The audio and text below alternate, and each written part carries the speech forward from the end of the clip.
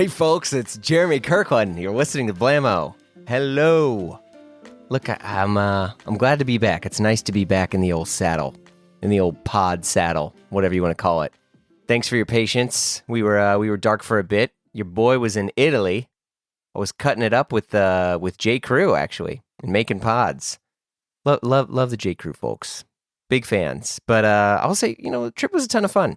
Over the years, I've gotten to go on my fair share of press trips. But this was perfect. For starters, it's nice when things are very organized. And most trips, especially ones I've been on for some reason, they're always super chaotic. But this was great. We had a really good mix of folks from like Chris Black of Done to Death or How Long Gone if you're a pod boy, Noah Johnson of Heist and Bitey. We had Kareem Rabah.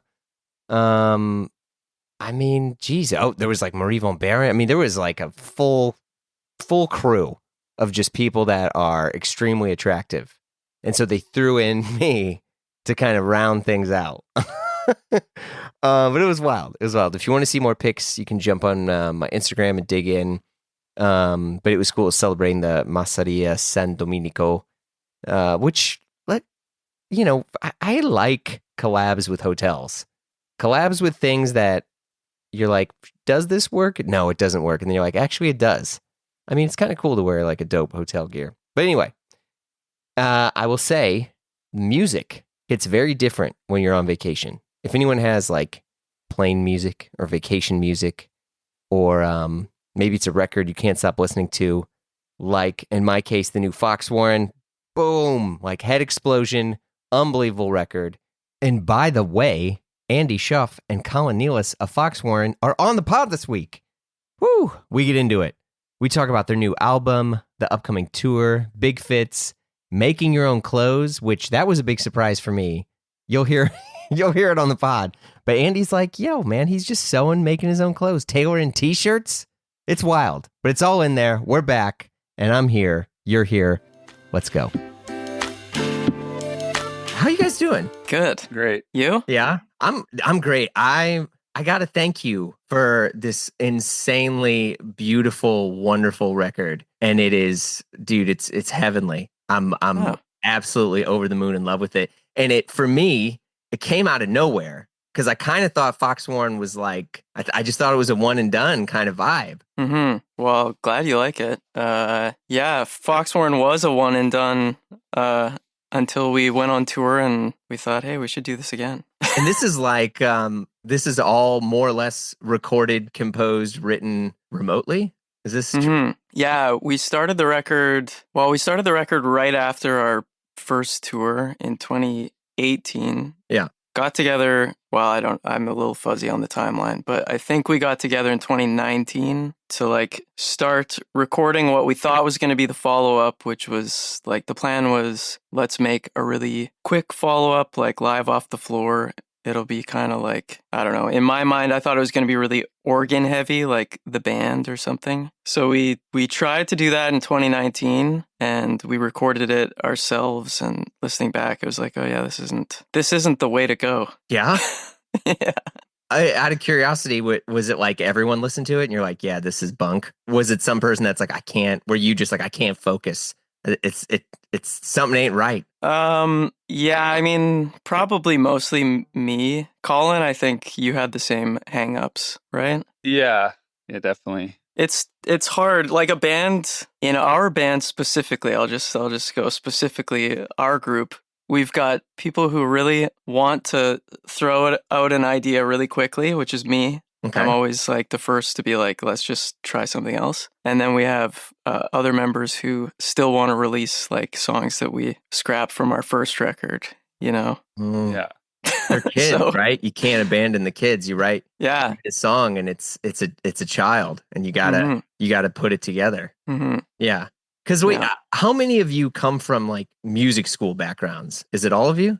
Just Colin, actually. Yeah. Our new member. That's right. What Colin, where'd you go to? Did you go to like Berkeley or something? No, I went to Humber in Toronto. Yeah. As a jazz program primarily. Hell yeah. Yeah. As you guys were making this second record, how much of this felt like, okay, like, we're gonna get together right now and we're gonna write this song, and we have 2 hours to do it because that's, Joe's got a piece or Colin, has got to run and whenever, and we got to get this song done? Or is it like, Andy, you send a text to everyone, you're like, the song's here, it just happened, I went running, we got to get together and knock this out? Yeah. Well, specifically for the 2019 get together for writing, it was, we like locked ourselves essentially in a studio in Regina, Saskatchewan. And we're like, we got 2 weeks, let's write the whole record. And so, of course, night one, very exciting. You make a song, you're like, wow, we have all the momentum in the world. And, you wake up with a hangover and you listen back and you're like, oh, yeah, okay, this is going to be difficult. Yeah. But yeah, I think, I don't know. It's tough because when you force yourself to write, like you either will or you won't, I guess. But, the way that I work personally, it's like I'm not waiting for inspiration. I'm like hammering away at it every day until something good happens. Yeah, because inspiration really isn't something that strikes unless you're ready for it, in my opinion. But it's like, your worst idea that you're forcing yourself to follow through with is going to inform something in a better idea. Like it just doesn't matter what you're working on. As long as you're working on something, it's going to inspire. Yeah. So eventually, when we moved this record to a remote state, it gave us a little more time to like play with the ideas, be more persistent with playing with the ideas. But, it wasn't like we're on the clock. It was like, okay,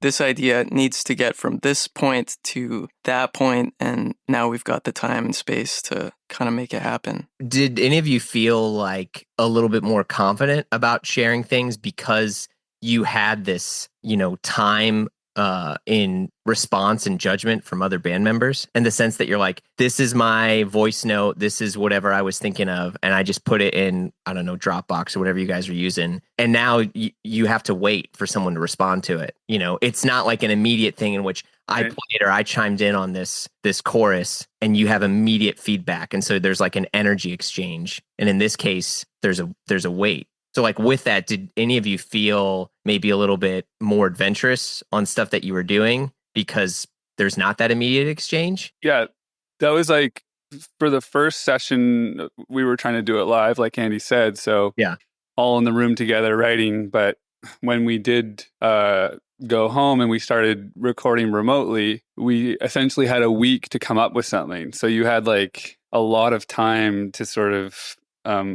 grow an idea into something that was presentable. Yeah. And that's like different than any other recording experience, except for ones with if you're just by yourself. But with a group, it was like, yeah, that was pretty unique, I guess. But I think it was also like, it was a blessing in some ways that you had the space to sort of get to the thing that you thought was going to be the best. And then, yeah, right. But of course, sometimes that's also like a curse because you spend an entire week like making something perfect, you think, and when you upload it, it's like immediately everyone else can see what's flawed about it. Yeah. You're way too close to it, and that hurts. It's always a simple fix, and you're just like, I have just spent 20 hours on this and I don't appreciate the input. I'm sure you have, and I'm not trying to get anyone to like gossip or anything, but I'm sure you have members where you're like, someone's going to hear it. They're going to hear the fact that I was a little bit flat on it, but it doesn't matter. I was just recording. Like, give me a second. Yeah. It's a demo. It's tough. I feel like, and this is like showing someone anything that I'm working on. I feel like there's always a flaw that I haven't fixed yet that I'm like, they're gonna say this, and I know that this is already a problem, and it's I have problems, but yeah, it's like before you listen, please read this paragraph of the thing exactly. I'm already aware of. No, I mean that's true with me too. Yeah, I think like you're showing somebody something because it's not done, and you know that it's not where you want it to be. Yeah. But yeah, you always get they always find those things that you want to fix anyway, and it's like you should have just fixed them. But I actually find that like when you show someone something, like they don't even have to say anything, you will just intuit what's wrong with it. It's like True. You don't need to say anything. I'm hearing it now through your ears, and everything's wrong. Yeah. So, Oh God, this stings. But you're me. And here's the contrast of all this is, I would say I listen to Foxwarren and Andy, all of your music, to put me to completely like change my mood. And so all of your stuff feels so warm, so uplifting, even though, like, look, I've read your lyrics. I mean, they're beautiful stories, but it's not always like sunshine and rainbows. yeah. But I think it's not just how you all compose it together, but it does make me wonder, because hearing this, you guys are talking about like almost there's a little bit of, I don't know, like trauma in the songwriting process, but you get to this really beautiful healing music. I mean, is that just, it just happens, or what's the turning point that makes that? Yeah, that's a great question. I don't know, I think like it's such a long process making records. Like, there are a million drafts for every song. And I think, the process of like zooming in and zooming out is really helpful with, there's always going to be small problems. And if you fixate on the small problems, you're never going to see the bigger working piece or picture. Yeah. And if you zoom out too far, you're never going to notice the small problems. But if you pace it right and you look close and far, it'll all just kind of fall into place eventually. And I don't know. There's kind of a moment where you realize that it's clicking. I think I'm mostly bullshitting, but Colin, can you relate? Absolutely, yeah. And I mean, Andy's really good at that. Like, I have a problem with zooming in and like continually zooming in, and I get fixated on things and I forget to zoom out. And I'd say that some other band members are more like big picture, like they want momentum, they want progress. So like scrapping a song is kind of detrimental to that. Right. And Andy has sort of perfected that zoom in, zoom out, and like when to do it. It takes a long time, but then you're left with something that I feel like you've sort of turned every stone over, if that's the saying. Yeah. Did any of you ever use the Brian Eno's oblique strategies? Oh yeah. Yeah, I have it. You do? I used it the other day. I find it's it to great. be it's like a little bit out there, but sometimes the prompt is just what you need. But that's kind of anyways, that's what is it, like writing strategies or something? Here, I'll show you. It's a bunch of cards. Oblique strategies. There it is, dude. And it's an early edition, bro. Little magical deck of cards. Let's see. This one just says reverse. Oh, cool. Yeah. Okay. You're supposed to, anytime you were like looking to change or adjust a songwriting or recording process, you draw a card, and they're all very vague, but they're pretty almost like direct in terms of like how you need to respond to them. So it might be like, one might be like, focus on the middle. And you're like, what the hell does that mean? Right. Well, it's relevant because whatever song you're in, there's something there, and you're, Yes. But there are ways to almost attack a form of like writer's block or stagnation. I could use that for sure. They're great, and I think they're totally free. I mean, you can actually download them, print them out if you want. I'd like to say that I spent a good deal of money on this before it was like even normal to just be buying stuff online. Yeah, I just like, I don't know. Yeah. Yeah, I mean, it's a cool setup. I've talked to Eno before about it, asking him, and it like was completely heartbreaking because he was like, "Oh yeah, that's a cool thing," and I'm like, I kept like, it was like, God descended from the heavens and gave him this thing. And it was like, no, I was just really looking for something better. And you're like, shit, man, I shouldn't have asked this question. You ruined it, bro.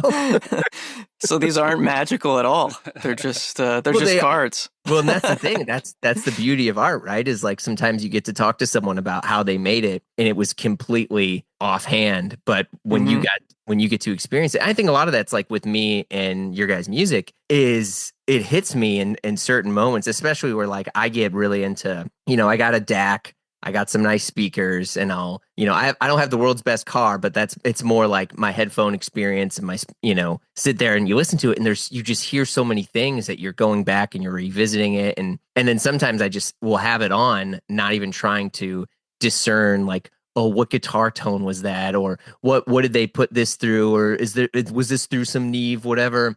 and you just get to experience like a work of art. And I think for me, and it's why I've always loved like talking to musicians and stuff too, is like that is not always this direct process of how you're supposed to receive the art. Like sometimes it's a passive and sometimes it's a really direct experience. And I always find it really rewarding and exciting. But your guys' music, and Andy, especially your last two records, it's so good. Ah, thanks. Yeah. Wait, hold on a second. I am in the middle of auctioning a watch of mine off on Bezel. Just a few more minutes left. Look, yes, your favorite site to buy and sell luxury timepieces of all the heavy hitters from Rolex and Lange and Cartier. I could go on and on and on. They also let you auction your own watch on their incredibly safe and secure marketplace. After the auction ends, I'm just going to ship my watch to them with the prepaid label they gave me, and boom, your boy's going to get some money in his account to, well, in my case, buy another watch. But I'm not here to discuss that part. I am trying to tell you why I use Bezel to buy and sell and now auction all my favorite watches. Check it out. Finish the pod first, but hey, look, I get it if you want to hit that pause button. So visit getbezel.com and get nuts with your next favorite timepiece. That's getbezel.com. Shop the nearly 25,000 luxury watches on there, and rest assured your purchases are authenticated by Bezel's team of experts. And psst, if there's something on there you're not seeing, you want that ultra rare Lange or that CP Cartier, just hit up their concierge and they will source it for you. They're real people and they'll talk to you and they'll find that dream watch for you. So visit getbezel.com. That's getbezel.com. All right, back to the show.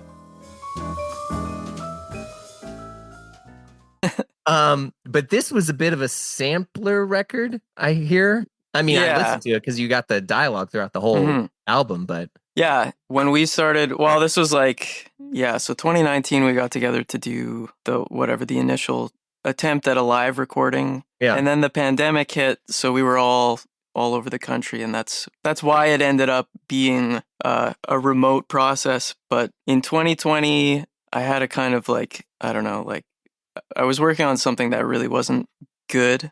And I took a step back from it and realized that it was really bad. And I was like, okay, I kind of had this realization that I was on this path of like music, I don't know, like rock and roll traditionalist or like folk rock traditionalist, where it's you mentioned the band, so I get it. Yeah.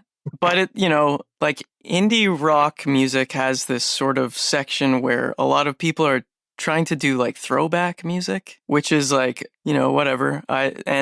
So I've made music that people consider to be like throwback to 70s. And like I was making records that were intentionally pointing to records that existed. And in 2020, I was like, why am I doing that? Why am I pointing to these records that exist? It makes no sense to be, striving for this sound that is very represented on records already. And so I was like, it's 2020 where we have all these crazy technologies available to us with music. There's like digital synthesizers, which for some reason I was totally against. I'm like, analog is the only way to go. There's samplers. There's all these things that I just haven't touched. So I bought a digital synthesizer and I bought a sampler. And I was like, what you get? I got a Machine Mark III. It's like the one that you have to plug into your laptop, which is... Hell yeah. Okay. But I was like, I want to make a record for each of these things to explore like what you can do with an FM synth and with a sampler. And when we were, around the same time, we were talking about what we were going to do with the Foxwarren record. And I put a demo in the folder for the song Dance on the record. Great and track. It was a song that I made using the sampler and just like just an iPhone voice memo of me like noodling on piano. I put that into the sampler and chopped it up and wrote that song and uploaded it. And it was kind of this, I don't know, like it was a new sound. It was like this glitchy piano thing that I'd never done before. And everyone was pretty excited about it. But it really introduced kind of this element of like being able to manipulate each other's song ideas. Because like if you're writing in a room with people or with someone, you're always launching off of an idea. So like a riff or like a chord structure, someone's got half a chorus, and you build off of it and you alter it as you go. But this idea of like remotely writing and uploading a song idea, Colin uploads a song idea to the folder. Now I've got to try to sing his melody and play his chords or something to get to the next step. Yeah. But this way it was like I can take Colin's song idea, throw it in the sampler, and just chop it up until I'm able to sing something of my own. And it really, changed the process and changed not only the sound of the record, but just like the way that we could interact with each other's ideas. And it was really exciting. You're pretty hard on yourself, huh, Andy? Appropriately. So I believe. Yeah. I mean, it's you're not alone. First off, it's completely normal. I mean, shit, I loathe anything and everything I've ever done in most cases. But I don't know. Is it maybe it's like the church thing or whatever? I have that with me. Could be. Yeah. It's like you can't, like, pride comes before the fall. Right? That's a deeply ingrained traumatic teaching. Yeah, I feel like, I mean, in a lot of times, it's almost like this level of protection to where you're like, if I'm the hardest on myself, then no one else can be as hard on me as I am. Therefore, I am able to anticipate, any sort of criticism because no one's going to go as hard as me. Yeah. But then sometimes you're like, shoot, I might be holding myself back here. Like, I always feel really rude if I ever am like proud of something. Yeah. I'm like, oh yeah, I did a good job today. And I'm like, oof, should I have said that? Yeah. Arrogant?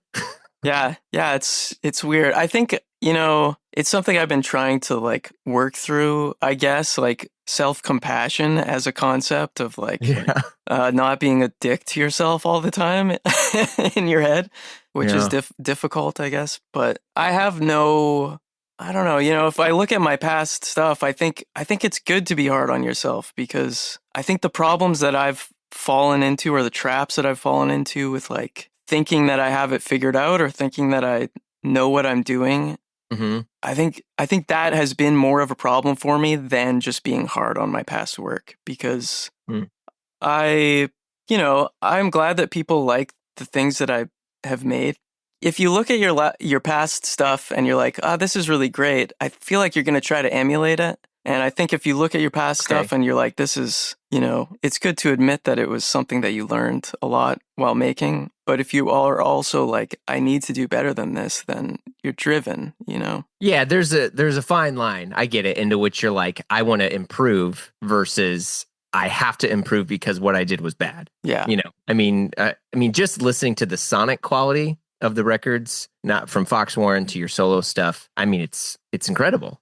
And the fact that you're not doing these in massive studios is an amazing testament to how great technology has gotten. Yeah. Now, I mean, you talked about you're an analog head. Like when you guys did this record, did you put it all to tape? After you tracked it, did you put it to reel, or was it all just in whatever Pro Tools? Yeah, just Pro Tools. It's funny. Yeah, this is another dismantling that came with my 2020 crisis of musical faith. But yeah, like there's this big gear quest among people who record and self-record. And it's like, man, it's a total sham. Like you can really, I don't know how deep in the weeds you want to get, but really the sound of this record did not leave Pro Tools and it was mixed in the box. So that kind of just gives you a sense of like how much the analog gear matters at this point because like Neil Pogue, who mixed it, who's incredible. Like he's not even using summing stuff. This is just Pro Tools. It's Pro Tools summing. I mean, but it's also the other way to look at it is the songs are so strong that you don't have to have some sort of sonic, enhancement or manipulation to make them really be good. I mean, because it's cool that you also made an album that is an experience versus a single. I know that you have tracks from this album that are being pushed as singles, but in this digital age of it doesn't, the album is dead. I'm air quoting, which is complete bullshit. It feels like a start to finish experience. And it's because, well, one, you have a track or you have samples that go throughout this entire thing that guides you. But I mean, the songs are just so rich. And the fact that, great, fine, who cares whether you had it on a big freaking Neve board or not? Like, it's great. Mm-hmm. On the songwriting thing, and this is a question for both of you guys. When you started writing songs earlier on in your career, was there a band that you thought of that you're like, oh, it's going to be like this? Because I assume that they just walked in the studio and they plugged in and played. I guess it would depend on how old I was. Like, because we're talking teens, I just wanted to be Flea from the Red Hot Chili Peppers. Flea. Okay. Oh, yeah. Okay. Go on. Yeah, I don't know. Like in music school, I was really into jazz, like specifically Bill Evans Trio, and most of those records are live. So like that was sort of my exposure to recording. I would do little demos, but if I was recording, it was always live off the floor. So up until, actually probably meeting Andy or around then, that was when I started, recording like overdubs, I guess. I don't know if that answers your question, but so influenced by like more like jazz artists and how they were recording for most of my like 20s, I would say, early 20s. Yeah. Yeah, it's funny. My experience is pretty much the opposite, where I don't think I really, the way that I got into recording music was pretty much I just realized that I could make my own CD there was a burner. I'm very, yeah. Once I like understand how a roundabout way to do something could work, I just have to like try it. So I knew my computer had a CD burner. I was very experienced in making backwards swear words in Sound Recorder on my PC. And so I found this free recording program that could record 3 tracks. I was like, I'm going to write songs. I'll record them into this and I'll burn them onto a CD and I'll release it, like sell it to my friends so I can have money in high school. And that's what I did. But I didn't really think about how other bands were recording. It was kind of just like necessity. It's like, I want to make songs like Elliott Smith. Elliott Smith records himself to a 4-track tape thing. I don't have one of those, but I do have a computer, so I'll just do that. And it's funny, like meeting Colin was the first maybe time that I knew someone who knew how to record properly because he went to school. Yeah. And it was like, oh yeah, there's some real techniques that I have to learn now. Yeah. It's funny you'd mentioned Elliott Smith. I know you're a big fan of his, but I mean, those are records that and I don't know, I feel like this is like the blessing and the curse of the digital streaming age, is because essentially everything is new in the sense for some people, it's like, oh, Fleetwood Mac is brand new because they're experiencing it in a new way, the same way, the Foxwarren record is. But I'll go through phases where it's all I'll listen to. And all I'll listen to is, I'm like, oh man, Figure 8 is just so good. There's so much stuff there. Mm-hmm. I can't like not listen to anyone else for a while. It's just like, sorry, this is, or EXO or whatever it is. And, but Elliott Smith is one of the few artists that I try to never, ever like focus too much on his personal life because the same thing in the sense like, God, I mean, it's just absolutely heartbreaking and devastating of the stuff that he went through. But then I'm like, no, man, but your music, I never hear any of that. I mean, it's like stuff like Lost and Found. And I mean, God, it's just so good. But yeah, I don't know. I still go back to Elliott Smith maybe a few times a season. Yeah. Yeah, it's been a while for me, and I should. It's tough in the the warm weather comes around. It's maybe not Elliott Smith season, but that's true. Yeah, it's funny. Those for me, like in high school, I bought the CD of his self-titled record, and I think that was my first. Other than like the stuff I had downloaded on Napster, that was my first experience with like one of his records. And I think that being my introduction, like the really scrappy acoustic stuff, made like Figure 8 and EXO, or not EXO, but Figure 8 and... What? Oh yeah, it is EXO. I was going to say, those are the more like studio-ish later albums, yeah. Yeah, those ones were not, they're the same idea, obviously like same harmonic signature on it, but it was like I still have yet to totally crack like being I guess like understanding what he's doing, because there's so much going on in those records. It's I this makes me want to get back into it. I mean, it's good. It's good. I mean, I would say your music has that, not in terms of the personal trauma, but in terms of the depth and the layers, to where listening to a solo I watched your KEXP, your solo of Just Wasted on You, and I'm like, Oh, the hell, yeah. man? That song is just flawless as just a guitar and you. Thanks. And this luscious, almost, I don't know, forgive my mislabeling of like, but this like 1970s or 60s sort of string background of little samples that kind of like fall throughout the track. I mean, I don't know, harp and stuff that's on there. I have no idea. You correct me if I'm wrong, obviously, but it's really rich. But then when stripped away by itself, and I'd say like, yeah, Elliott Smith songs have always been like that, in which, there's 24 different tracks of all sorts of musicians going, and then you'll hear him play it solo somewhere, and you're like, damn, it's still good. It's still good. He's like, it's 6 chords. Yeah.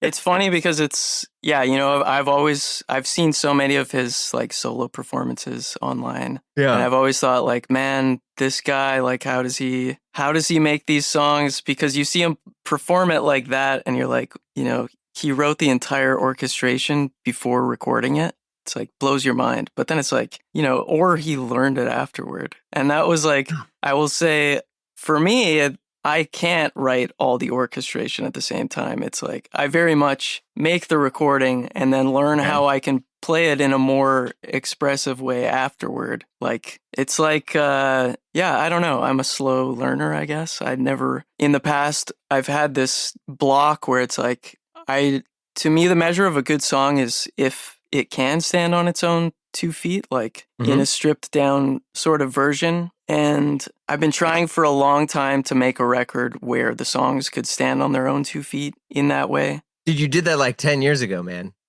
Well, Go ahead. Sorry, I interrupted. Forgive me there. No. I'll argue that to the death, just so you know. All right, just that's fine.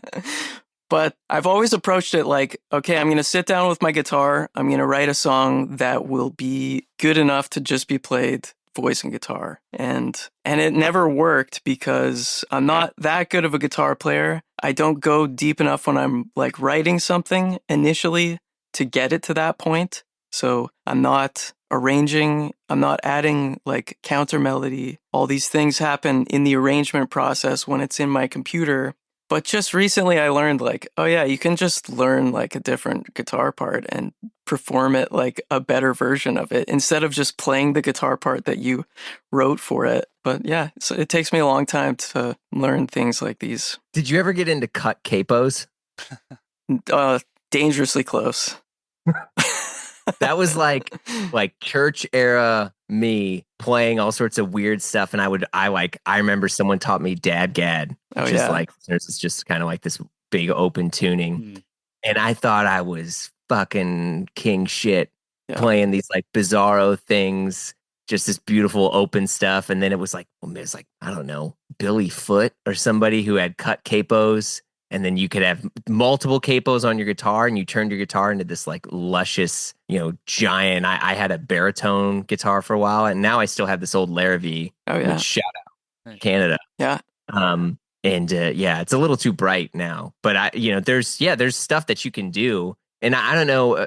For a lot of times, like early on in my shoddy music career, I was really into. Everyone, it felt like at the time was into the Line 6 DL4s. Remember those little green boxes, and you could loop yourself, and because this was like when like Howie Day was like the biggest freaking star right at the time, when he was looping himself together. But yeah, I feel like that there was like a time there where the solo artist could be as themselves by themselves could put together all those tracks on the fly. But you don't get to really experience the journey of collaboration with other people, in which it sounds like, Colin, a lot of your stuff from your jazz background, where you can come in and arrange more and find these other melodies and just add a stronger foundation to an already strong one. I'm just curious, like when you guys are presenting stuff to each other, it doesn't sound like anyone's really precious with stuff. No. Well, there are people who are more precious than others, I guess. Fair. Which is why I Yeah. think it was hard for us to leave some of those first songs. But yeah, I mean, I think it requires a lot of trust in the end. Like, I feel like at one point it was throwing a lot of things at the wall.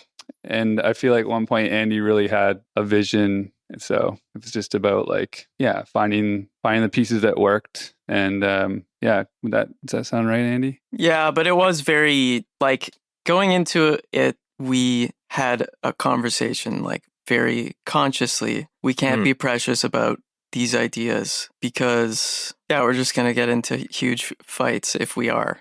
And so I think it made it so that we maybe held back ideas that we knew we were going to be precious about. And yeah, we tried to be timely about, well, I tried to not spend too much time before I showed the other guys so that it didn't end up being, that thing of like, I just spent my life on this and you guys don't like it. Well, even then, in between the Foxwarren stuff, you dropped what, like at least 2 records, no? Yeah, I guess I did. Yeah. So, I mean, there's stuff there. I mean, I'm curious what makes a Foxwarren song versus an Andy Shauf song. Colin, you're in both bands, right? Yeah, I did perform in Andy's band and played a little bit on The Party, that record. Yeah. So good. But yeah, definitely the distinguishment between those two is like Foxwarren songs we all work on together. Like there aren't songs on those records that didn't involve like at least one of the other guys. So but and also in the past I've definitely tried to keep like the fiction aspect out of Foxwarren, or specifically like narrative based songs. Just because, lyrics are hard enough in a group setting without like introducing a specific concept that you want to get across where like people are conversing and stuff. Fair. It's kind of like when you're on stage with the band and everybody's, like you have to talk between songs and everybody just like waits for you to be done. But everybody's in the same boat and you're like leading, like you're representing the whole group. Lyrics, I feel like, are a similar thing where everybody has to be behind what you're singing. Yeah. The other thing I was going to ask, the music video for Deadhead, you had probably one of my favorite artists, Mr. Joe Kappa. How did you guys meet? Where did that come from? Because "Ha You Clowns" is probably one of the greatest bits of television I've ever seen. Yeah, it's funny. Our manager essentially gave us a list of like directors, and everybody latched on to Joe Kappa because we were not familiar at all. As Canadians, maybe we don't have, TV, maybe, but. Well, I would say "Ha You Clowns" is actually a YouTube show or an adult show, so it's not even really. We don't have the internet up here either. Sorry, what did you say? YouTube? Huh? But yeah, a list, Joe Kappa. Everyone was like, that is some of the funniest stuff I've ever seen. Yeah. We should try to get him. But we looked on his Instagram and it was like, he's currently working on an Adult Swim show. It's like, there's no way he has time to do this right now. But Daryl in the band was very adamant. Like, we came up with like other directors. We started on other videos. Daryl's still like, what about Kappa? And I was like, I think that we're going to really piss this guy off if we ask him. But no, he was very excited to do it. And we thought he was working on like a short loop visualizer. And then he sent us this full video that like when I watched it, I like cried laughing for all 3 minutes of the video. It was like, it's one of the funniest things I've ever seen. So very happy that Daryl wouldn't let that idea die. Yeah, because I didn't know. I mean, you're kind of in the LA cool guy comedy scene with like Tim Heidecker and the Office Hours dudes. I didn't know if that was something that was just like, I'm going to send a text to Joe and just like knock this out. No, I was on Tim's show and it was like the scariest experience of my life. Wait, really? Oh my God. Those guys are so fast. It's like rapid fire. You're like, is the joke on me? Am I allowed to laugh at this? it was like I was just like having a panic attack for that whole time, and I ran out of there terrified. But that's Well, Heidecker has talked about you. I mean, as I'm sure you're aware, a bunch over the years. Of just your solo stuff too. I mean, because he's. I don't know if you listen to his any of his records at all. I mean, he's also because he kind of has two different. He's got the comedian persona, but then he's also very serious about his songwriting. Mm-hmm. Yeah, it's interesting. Yeah, I try not to totally pay attention to that stuff or who's listening. And yeah, I don't know. Maybe it comes down to that feeling of like, if you start buying your own bullshit, I don't know. It's scary. Christian trauma, religious trauma. But yeah, it's cool. His music is great. It is. It's good. And his comedy's really great too. So it's pretty epic. It's also cool to see how Office Hours and a lot of the other sort of, I don't know, like YouTube shows are in a lot of cases bigger than anything on network television these days. I mean, it's mind-boggling to see how that stuff really grows. With that being said, I mean, you guys are going to tour what, end of the summer? August? Yeah, starting in August. Are you excited? Nervous? Both? Yeah, both. Yeah. It's a record. The record is going to be very tricky to pull off live. I think in making the record, we were like, let's make something that's really bold, something that will be fun for people to listen to. And we really, I think along the way, there were points where it's like, how are we going to do this live? Should we sort of pull back on some of these riskier elements like samples and looped drums and stuff? And we met up once during kind of in the thick of like writing. 2021, we got together. We went to the Daryl and Avery's family farm to work on it, which was where we actually recorded our first record. And we started kind of veering back towards making it a more normal record, maybe because of like, I'm watching my acoustic guitar parts disappear and I'm wondering what I'm going to be doing on stage, if I'm going to be expected to stand there with a microphone. Ooh, have you ever done that? I've seen you a few times live. I don't think I've seen you without a guitar in front of you. Yeah, and there's a reason. But yeah, we got at the end of that like week get together, we had a sort of like 1 foot in each camp.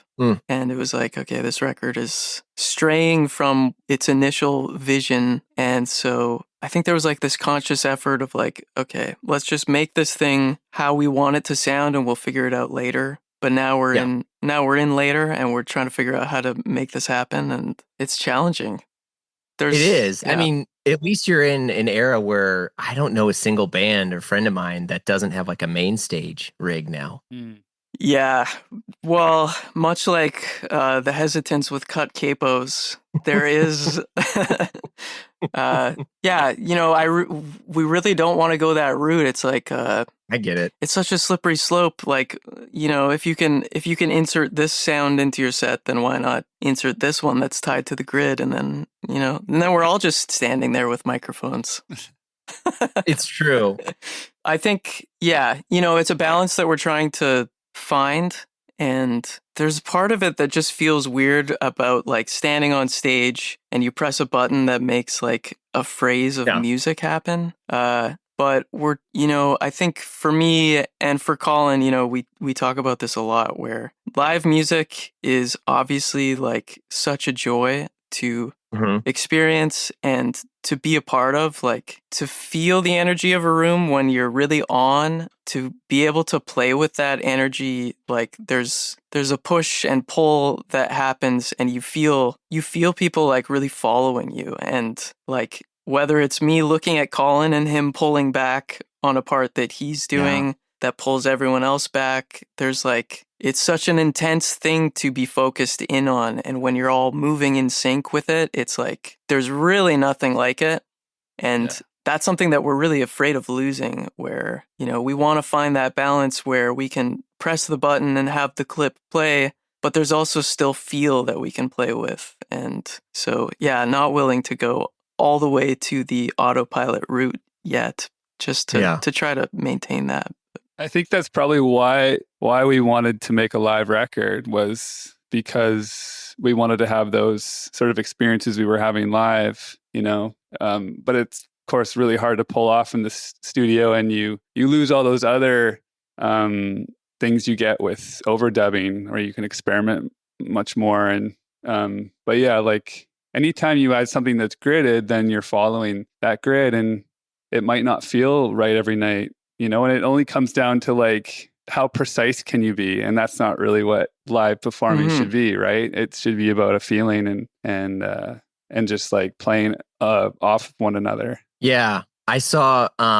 So Robin Pecknold from Fleet Foxes, they they have a good kind of half, where there's stuff that's triggered and there's things like that, because throughout their show they have a big like movie kind of that is going on. Now it's not really linear; it's more of a visualizer. I mean, not to belittle it, that goes on throughout all the tracks. So and all the songs and all the stuff like that, and it's pretty sick. And I am curious, as we're in this other age of, yes, like your live performance is more than just like a club. And as you guys are playing, I mean, you're playing bigger and bigger spots. Do you feel like you need to have another type of tool or audiovisual type support outside of just you guys vibing? Definitely, yeah.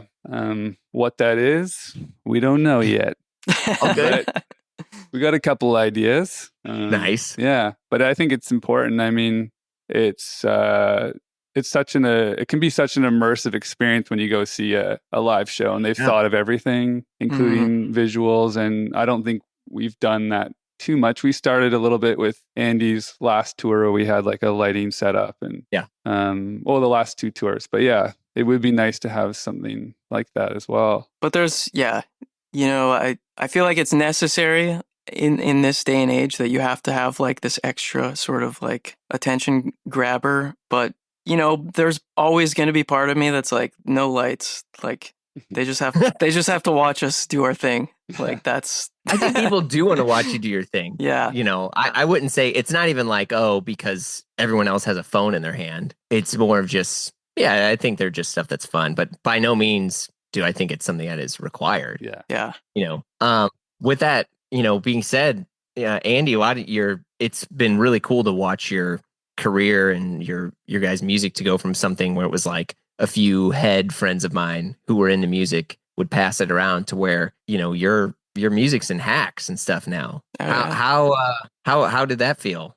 I mean, it feels good. I think, it's great. It's a really cool thing that I think I don't really slow down to recognize as much as I probably should. And, I'm very one track, like put my head down and just keep working, and which I think is good. And it's the reason why I've just kept pushing myself, or I think I try to do better on each record. But to me, it feels the same. Like I'm still just in my studio and just plugging away. But it's a really, I'm really lucky to have people who listen to my records, and people recognize me sometimes, which is cool. For me, not for them. They have to experience what it's like to meet me. But just kidding. So last thing, you guys have always had, and Andy, you have all had like really cool merch designs. As bands become brands, whether you like it or not, are there any sort of collaborations or things like that you've thought of that would be interesting or fun to do? Oh, that's a really good question, and something I've never thought about before. I don't know. I'd be open to anything. I guess, Colin, do you have any thoughts on that? Any clothing brands or anything that you're into that you'd want to see happen?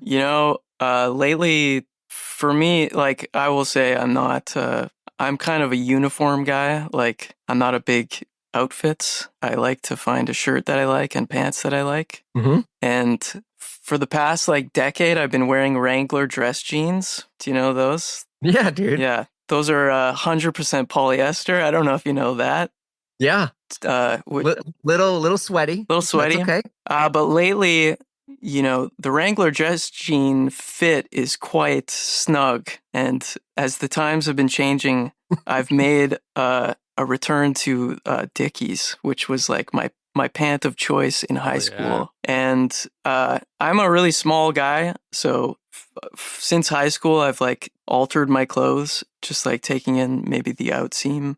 You personally? Yeah. And I never really knew how to do it. It was just like in high school, I took home ec. I learned how to sew a pair of pajama pants. And then I was like, oh, I can take this skill and apply it to everything. So I've ruined a lot of t-shirts that way. Just recently realizing. You were altering t-shirts? Oh, yeah.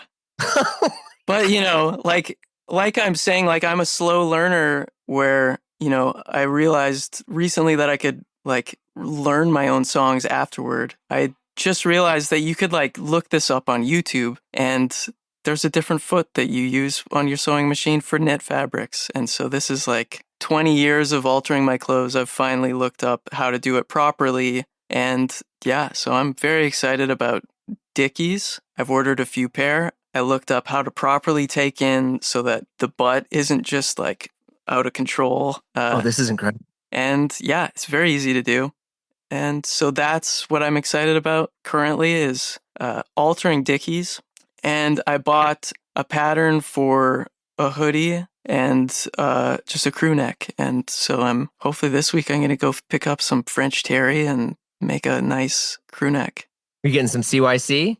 I don't know what that is. Oh, well, they're the best French terry is out of Canada. Oh, really? Made by CYC. CYC. Or there's another company called Rupa. Okay. Rupa really blew up because for all like the heads, they make all Supremes, or they used to make all Supremes. Okay. So it's like that really heavy stuff. If you're really crazy about hoodies, there's a company out of the US called Camber. Okay. And Camber makes the like construction dude hoodies that are dude, they're so incredible. It's very, very heavy. Okay. I mean, these are like, you see a dude working on the road and you're like, why? It's cold outside. He just has a hoodie on. He has a Camber hoodie on. Cool. This is something I was trying to Google this last night because it's like my partner, she's into like fashion-y stuff. She has this crew neck that's like so heavy. And I'm like Googling like sweatshirt fabric. It's like, I have no idea how to access this world of specific fabrics of like what I'm looking for. And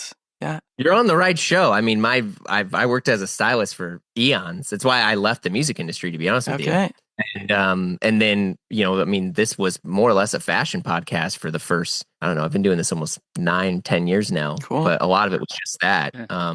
But yeah, I mean, you should. There's an amazing pattern maker that I had on. He's out of Canada, Keith Henry. Keith was like a punk rock dude who basically was a skater and just got into making his own jeans. I think this is a very Canadian thing, I'll be honest with you, of being like, yeah, I guess I'll just make the clothes myself because I don't know anyone and have never met anyone who is like, yeah, it's cool, I'll alter my Dickies. Yeah, I have the problem of getting pants that are long enough and like I can find them in the States, but you can't. Up until recently, it was hard to find pants in Canada that were longer than 34. Yeah, because you're like 6'6". 6'6"? Can you dunk? I'm trying. I'm thinking age is against me. You get older, you can't jump as high, but I've been trying. To me, success is the ability to dunk. Yeah, I feel that too. You could have $1 gajillion. You can't fucking dunk. Yeah. You're a loser. What's the point? And I can't dunk. I just need the right shoes. Also, shoes are hard to find here. I got to go to the States. 15? 14. But yeah, you don't always find a 14 here. I have the exact opposite problem, by the way. I have to shop in the doll store, but yeah. I guess you just look a lot bigger on stage. How tall are you? I'm 5'6". There was a lot of jokes I thought about which way I could go with that, but 5'6". Yeah. Yeah, you're good. Yeah. Have you gone to Japan or anywhere and like really seen some like pretty sick clothes? We went to Japan, but we don't. I don't know. Colin, did you see anything? Yeah, I have there? a funny story actually. I went into this like kids store. Okay. I can't remember. It was like the biggest size. It would have been for like a 2-year-old, 3-year-old. So not even kids, babies to like toddler. Yeah. And these dresses were beautiful. I was like looking for something to bring back for my daughter, and I misread the because it's like you have to take a certain amount of zeros off and then times it by something to get like your currency. Oh, sure. Okay. And I remember I was like, oh, then this dress is like $30. This is amazing. And I like went up and they were so appreciative, like having bought it. And I was like, well, they made a big deal about that purchase. And it was like, I looked at my bank statement. It was like $300 for this dress for a 1-year-old. Yo, that's sick though, man. You just threw down for your I know, kid. it was great. But in the moment, it was like, I was like, I can't spend that much. Yeah. But she didn't even wear it in the end. She doesn't like dresses. She's so it just became a good story. I think I gave it to another band member. There you go. Yeah. Andy, you don't have any kids, do you? No.